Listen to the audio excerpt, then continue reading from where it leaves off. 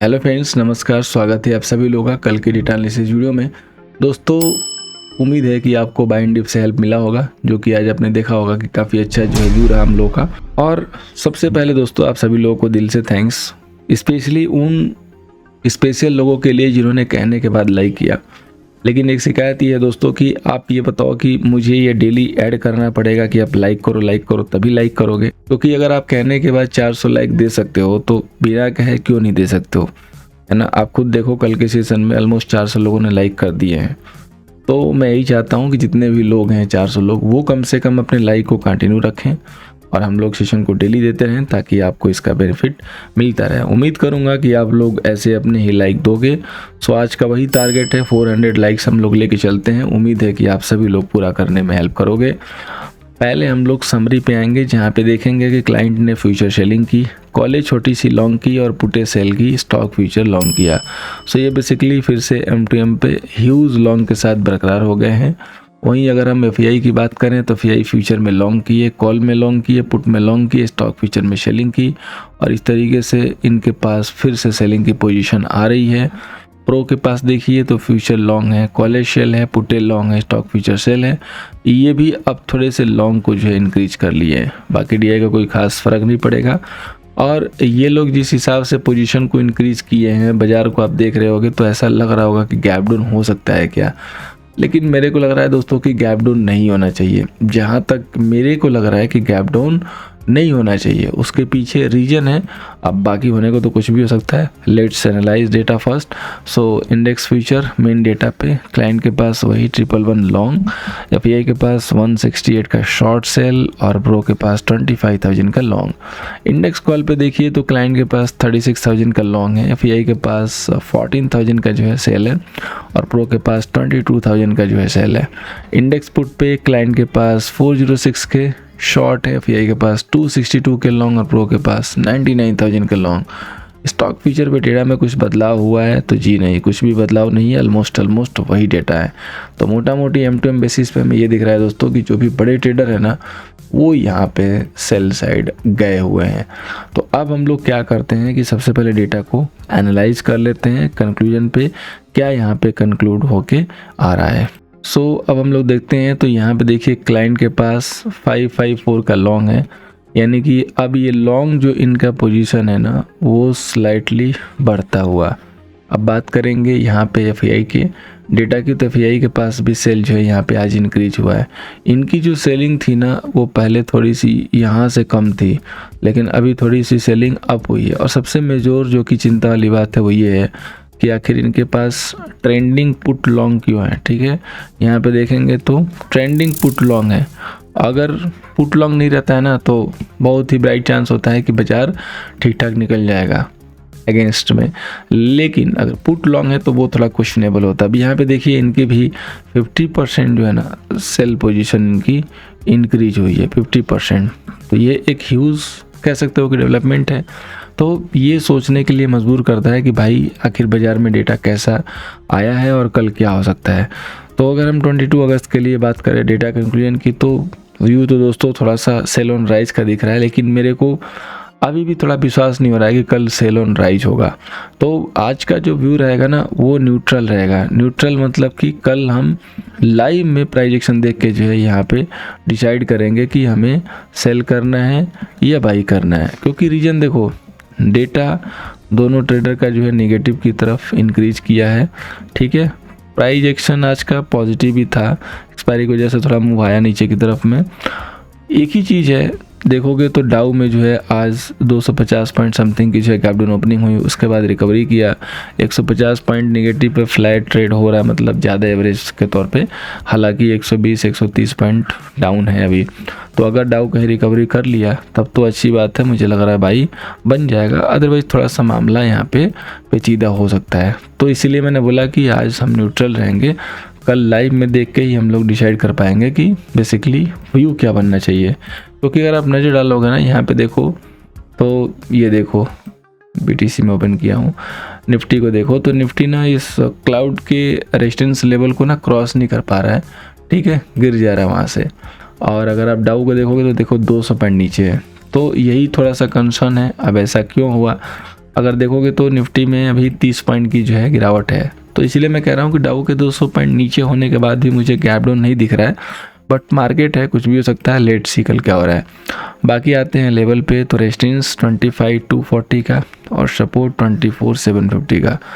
एक red candle जरूर आई है 5-6 दिनों के मूव के बाद। हालांकि इस मूव में एक दिन गैप अप रहा है और गैप अप का थोड़ा योगदान अच्छा नहीं होता है, क्योंकि उसमें काफ़ी लोगों को ट्रेड मिस होता है। अगर आज की मूव में देखोगे बाजार में, तो पूरा कंसोलिडेशन का मामला था। एक बड़ी सी रेड कैंडल सुबह बन गई, उसी कैंडल के लो हाई के बीच में पूरा जो है बाजार का मूव रहा, कहीं भी कोई खास एक्साइटमेंट वाली मूव नहीं दिखाई दी। तो कल का एक लेवल है, अगर आप 25K के नीचे सस्टेन होने लगते हो, ठीक है, तब तो ये सेल की तरफ मुड़ जाएगा, अदरवाइज सेल नहीं जाएगा, रिकवरी मार देगा। और अगर इसने 25,120 ब्रेक करना शुरू किया तो पॉसिबल है कि 25,200 की तरफ ये मूव कर सकता है। बाकी लोअर लेवल पे 24,900 का area as a strong support काम करेगा, तो वहाँ पे आप एज ए सपोर्ट देख सकते हो। बैंक निफ्टी की बात करेंगे तो बैंक निफ्टी का जो रेजिस्टेंस है 56,100 का है, सपोर्ट 55,300 का है। बैंक निफ्टी मैंने कल भी बताया था कि कंपेयर टू निफ्टी ये वीक है, और इसका नतीजा ये है कि ये पूरा जो है देखोगे तो इस कैंडल के लो के नीचे भी आया थोड़ी देर के लिए, ठीक है। तो अब जहाँ पे ये ट्रेड कर रहा है ना 55,700, यही जो है यहाँ पे सपोर्ट एरिया है, ठीक है, यही सपोर्ट एरिया है। तो आपको क्या करना है, काफ़ी फोकस से करना है ट्रेड, कि अगर 55,600 नहीं ब्रेक हो रहा है तो विजन अपना बाई साइड, और अगर 55,600 ब्रेक करके इसके नीचे सस्टेन हो रहा है तो अपना विजन होगा सेल साइड से। बैंक निफ्टी में बहुत ही क्लियर कट है अभी फ़िलहाल जिस लेवल पे बैंक निफ्टी खड़ी है। बात करें फाइनेंस निफ्टी की, तो फाइनेंस निफ्टी में रेजिस्टेंस के तौर पे 26,750 है, सपोर्ट के तौर पे 26,345। हम आते हैं स्मॉल टाइम फ्रेम पे, तो स्ट्रक्चर तो सिमिलर है। एक चीज़ अगर आपको याद होगा तो हमने इस लेवल के ऊपर हाई के लिए लॉन्ग दिया था, लेकिन अब सपोज कीजिए कि बाज़ार इतना गैप अप हो गया कि कोई रास्ता ही नहीं मिला और एक रेंज में जो रह गया, तो हमें जिस लेवल के ऊपर ब्रेकआउट मिला ना ब्रेक अवे गैप से 26,500, यही हमारा एज ए सपोर्ट एरिया जो है रहेगा, ठीक है। और हम अगर ये लेवल नहीं टूटता है तो बाई साइड लेंगे, अगर ये गैप का लेवल टूट गया तो फिर हम वहाँ पे रिव्यू करके सेल साइड जा सकते हैं। अब हम लोग बात करते हैं दोस्तों सेंसेक्स की। तो सेंसेक्स धीरे धीरे अपने टारगेट की तरफ बढ़ रहा है। पहला टारगेट ये है और बाइंडी भी चल रहा है, हालांकि आज तो डे लो पे क्लोजिंग हुई है, लेकिन कल मैंने आप लोग को एक बात बोली थी कि 200-300 पॉइंट की मूव है, इस मूव में इसको ट्रेड मत कीजिए, प्रॉफिटेबल नहीं रहेगा। अगर आपने बात सुनी होगी तो आई होप कि आपकी हेल्प हुई होगी। स्टॉक में दोस्तों BSE जो है 8% आज क्रैक हुआ है आज, जैसे कि सेबी के चेयरमैन ने बोला कि हम वीकली एक्सपायरी को जो है यहाँ पे जो है ख़त्म करना चाहते हैं, तो ये स्टॉक एंजल वन ये सारे स्टॉक जो है 7-8% गिने हैं। दोस्तों मैं आपको बता दूं कि पिछले 3 दिन से मैं रडार पे था, मैं आज ही इसको मिस किया बिकॉज समवेयर एल्स मैं स्टक था। और कई लोगों को मैंने देखा था कि लोग BSE को बढ़ चढ़ के बाई दे रहे थे, बोले यार बेस बना लिया, बेस बना लिया। मुझे समझ में नहीं आता वो कौन सा बेस है यार, कहाँ से वो बेस लेके आते हैं। आप खुद सोचो कि कभी अपर लेवल पे बेस बनता है क्या? बेस कहाँ बनता है भाई, बेस नीचे बनता है ना।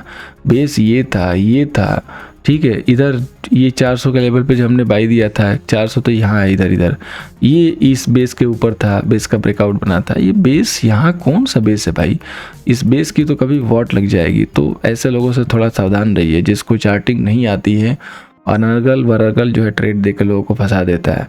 देखिए स्टॉक जो 400 से 3000 के मूव कर लिया, करेक्शन शुरू किया है, उसमें बेस कभी भी बीच में नहीं बनेगा, ठीक है, ऑलवेज रिमेंबर। तो ये बेस नहीं था, कंसोलिडेशन था, इसको गिरना था, न्यूज़ इसको पता थी, गिर गया। रडार पर रखिए, अगर ये लेवल निकलता है तो अनदर जो है ब्रेकडाउन होगा, फिर सारे लॉन्ग ट्रैप होंगे और ये फिर फर्दर फॉल करेगा। इन्फी के ऊपर नज़र रखिएगा, अच्छी खासी मूव आई थी, आज थोड़ा साइड में मूव रहा, तो आने वाले दिनों में मूव मिल सकती है। और अगर इन्फी चलेगा तो एशियल टेक भी चलेगा, सो वहाँ भी फोकस करना है। बाकी कोई स्टॉक में खास इंटरेस्ट नहीं है, क्योंकि लग्जरियस कार के लिए एक निगेटिव न्यूज है, जिसमें से जैसे M&M टाइप हुआ कुछ, इन पर थोड़ा बहुत इम्पैक्ट आ सकता है।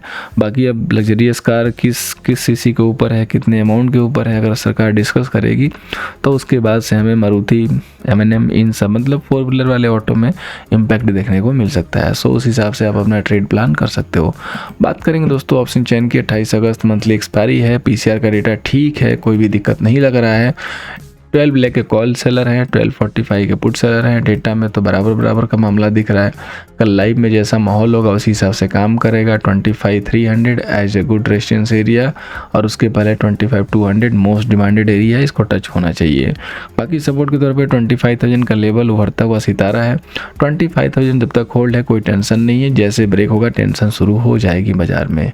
बैंक निफ्टी की बात करेंगे दोस्तों तो बैंक निफ्टी की जो एक्सपायरी है उसमें हमारे कॉल सेलर है 6 लाख, पुट सेलर है 445। सो कॉल सेलर तो ऐसे ही ज़्यादा हैं। कल भी हमने बताया था कि बैंक निफ्टी जो है ना कंफर्ट जोन में नहीं है और बैंक निफ्टी थोड़ा निफ्टी से वीक है। यहाँ पे देखिए 56,000 पे अच्छे खासे वाई जो है यहाँ पे खड़े हुए यानी कि एज ए रेजिस्टेंस वर्क कर रहे हैं। तो जो ब्रेकआउट मिलेगा ना हमें 56 के ऊपर ही मिलेगा और सपोर्ट के तौर पे तो 55,500 है। इनसाइड डेटा मतलब इनसाइड से वीकनेस है, स्ट्रक्चर इसका डैमेज है।